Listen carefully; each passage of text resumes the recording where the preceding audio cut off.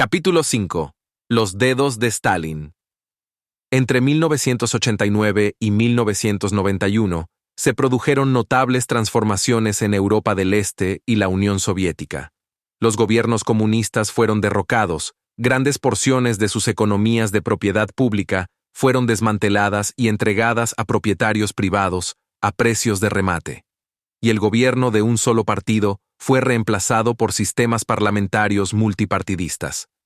Para los líderes occidentales, que habían buscado incansablemente la reversión del comunismo, fue un sueño hecho realidad. Si el derrocamiento del comunismo fue una victoria para la democracia, como algunos dijeron, lo fue aún más para el capitalismo de libre mercado y el anticomunismo conservador.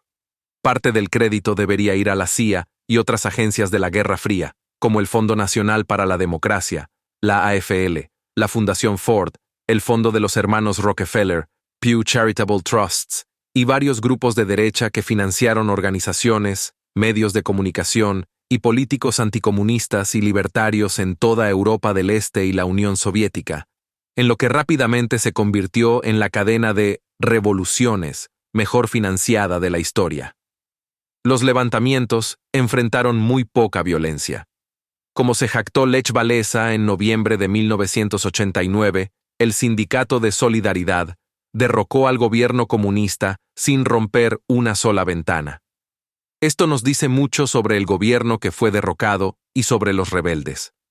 En lugar de actuar como lo harían los gobernantes apoyados por Estados Unidos en El Salvador, Colombia, Zaire o Indonesia, con terrorismo de Estado, escuadrones de la muerte y represión masiva, los comunistas renunciaron al poder casi sin disparar un tiro. Aquella transición relativamente pacífica no se ajusta al estereotipo de totalitarios sin escrúpulos que no se detienen ante nada para mantener el poder sobre las poblaciones cautivas. ¿Por qué los despiadados rojos no actuaron más despiadadamente? ¿Cuántas víctimas? Hemos oído hablar mucho de los despiadados rojos, comenzando con el reinado del terror y la represión perpetrados durante la dictadura de Joseph Stalin, 1929 a 1953. Las estimaciones de cuántos perecieron bajo el gobierno de Stalin, basadas principalmente en las especulaciones de ciertos escritores que nunca revelan cómo llegaron a tales cifras, varían enormemente. Por ejemplo, Roy Medvedev sitúa las víctimas de Stalin entre 5 y 7 millones. Robert Conquest se decidió por 7 u 8 millones. Olga Shatunovskaya dice que 19.8 millones solo en el periodo comprendido entre 1935 y 1940. Stephen Cohen dice que 9 millones en 1939, con 3 millones de ejecutados o muertos por malos tratos durante el periodo 1936-1939. Y Arthur Koestler nos dice que fueron de 20 a 25 millones. Más recientemente, William Rusher, del Instituto Claremont, habla de los 100 millones de muertos asesinados arbitrariamente por dictadores comunistas desde la Revolución Bolchevique en 1917. Richard Lowry culpa a Stalin por la muerte millones. Nos invitan a que pensemos que la suma total de personas encarceladas en los campos de trabajo en un período de 22 años, teniendo en cuenta los altibajos que serían resultado de la muerte y la culminación de las condenas, habría aglomerado una porción significativa de la población soviética, sin presentar prácticamente ninguna documentación o prueba. El abastecimiento y supervisión de los gulags, todos los campos de trabajo, colonias y prisiones del sistema soviético, habría sido el proyecto más grande de la URSS. En ausencia de pruebas fiables, nos alimentan de anécdotas, como la historia que cuenta Winston Churchill sobre la vez que le preguntó a Stalin cuántas personas murieron en la hambruna. Según Churchill, el líder soviético respondió levantando ambas manos, un gesto que puede haber significado una falta de voluntad para abordar el tema. Pero dado que Stalin tenía 5 dedos en cada mano, Churchill concluyó, sin la delicadeza realizar una pregunta aclaratoria, que Stalin estaba contando 10 millones de víctimas. El jefe de un Estado, especialmente Stalin, con lo reservado que era, admitiría tal cosa al jefe de otro. Hasta el día de hoy, los escritores occidentales tratan esta anécdota confusa como si se tratase de una confesión férrea de las enormes atrocidades de las cuales se acusa a Stalin. Lo que sí sabemos de las purgas de Stalin es que muchas víctimas eran funcionarios del Partido Comunista, gerentes, oficiales militares y otras personas estratégicas a quienes el dictador consideró oportuno encarcelar o liquidar. Además, se seleccionó para la deportación interna a categorías enteras de personas a las que Stalin consideraba de lealtad poco fiable: cosacos, tártaros de Crimea y alemanes étnicos. Aunque nunca vieron el interior de una prisión o campo de trabajo, fueron sujetos a reasentamientos sin custodia en Asia Central y Siberia. Sin duda, en los países comunistas se cometieron crímenes de Estado y muchos presos políticos fueron injustamente internados e incluso ejecutados. Pero las cifras infladas que ofrecen los investigadores de la Guerra Fría simplemente ayudan a reforzar un miedo y un odio instintivos hacia los terribles rojos, y no buscan la veracidad histórica ni la justicia.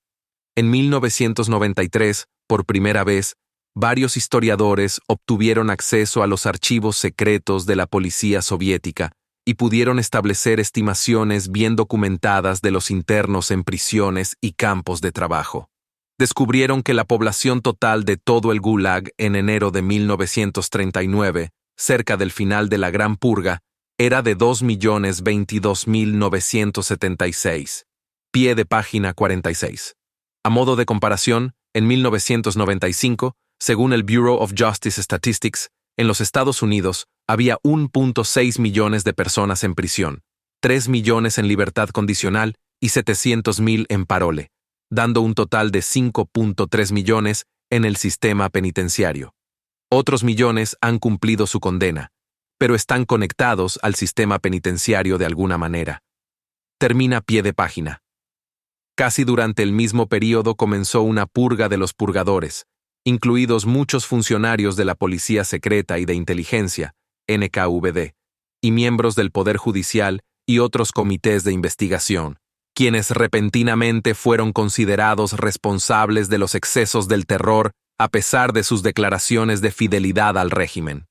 Los campos de trabajo soviéticos no eran campos de exterminio como los que construyeron los nazis en toda Europa. No hubo exterminio sistemático de reclusos, ni cámaras de gas, ni crematorios para disponer de millones de cuerpos. A pesar de las duras condiciones, la gran mayoría de los reclusos del Gulag sobrevivieron y finalmente regresaron a la sociedad cuando se les concedió la amnistía o cuando terminaron sus condenas. En un año determinado, entre el 20 y el 40% de los reclusos fueron puestos en libertad, según registros de archivo. Sin importar estos hechos, el corresponsal en Moscú del New York Times continúa describiendo el Gulag como el mayor sistema de campos de exterminio en la historia moderna. Casi 1 millón de prisioneros del Gulag fueron liberados durante la Segunda Guerra Mundial para servir en el ejército. Los archivos revelan que más de la mitad de todas las muertes por Gulag durante el período 1934-1953 ocurrieron durante los años de guerra, 1941-1945, principalmente por desnutrición, cuando era toda la población soviética la experimentaba la severa austeridad. Alrededor de 22 millones de ciudadanos soviéticos perecieron en la guerra. En 1944, por ejemplo, la tasa de muertes en los campos de trabajo era de 92 por cada 1000. Para 1953, con la recuperación de la posguerra, las muertes en los campos habían disminuido a 3 por cada 1000. ¿Deberían todos los reclusos del Gulag ser considerados víctimas inocentes de la represión roja? Contrariamente a lo que se nos ha hecho creer, los arrestados por delitos políticos, delitos contrarrevolucionarios, sumaban del 12 al 33% de la población carcelaria, variando de un año a otro. La gran mayoría de los reclusos fueron acusados de delitos no políticos: asesinato, asalto, robo, bandolerismo, contrabando, estafa y otras infracciones punibles en cualquier otra sociedad. Las ejecuciones totales desde 1921 hasta 1953, un lapso de 33 años, fueron de 799.455. Los investigadores no proporcionaron un desglose de esta cifra. Incluye a los que fueron culpables de delitos capitales no políticos, así como a los que colaboraron en la invasión capitalista occidental y las subsiguientes atrocidades del ejército de la Guardia Blanca. También incluye algunos de los colaboradores pronazis durante la Segunda Guerra Mundial y probablemente prisioneros de las SS alemanas. En cualquier caso, los asesinatos de opositores políticos no fueron de millones o decenas de millones, lo que no quiere decir que el número real fuera intrascendente o justificable. Los 3 historiadores que estudiaron los registros, hasta ahora secretos del Gulag, concluyeron que el número de víctimas fue mucho menor de lo que se suele afirmar en Occidente. Este hallazgo es ridiculizado por el liberal anticomunista Adam Hochschild, quien prefiere repetir la historia de Churchill sobre los dedos de Stalin. Como muchos otros, Hochschild no tiene problemas para aceptar especulaciones no documentadas sobre el Gulag, pero sí muchas dificultades para aceptar las cifras documentadas extraídas de los archivos de la NKVD.